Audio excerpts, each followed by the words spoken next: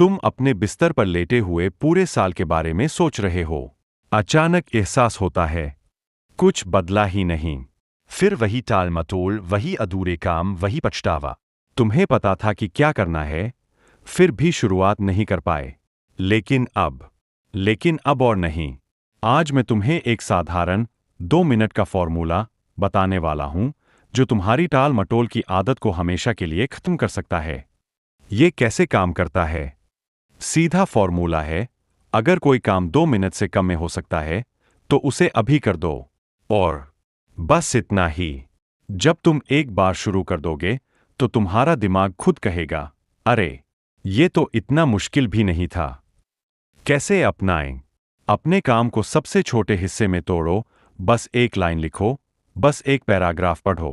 खुद से कहो, सिर्फ 2 मिनट करूंगा, बस। और फिर देखो, अगला कदम अपने आप आसान हो जाएगा। क्योंकि याद रखो, हरकत ही हरकत को जन्म देती है। तो अगली बार जब कोई काम भारी लगे, बस 2 मिनट का छोटा कदम उठाओ। तुम देखोगे, यही छोटा कदम तुम्हें कितना आगे ले जा सकता है।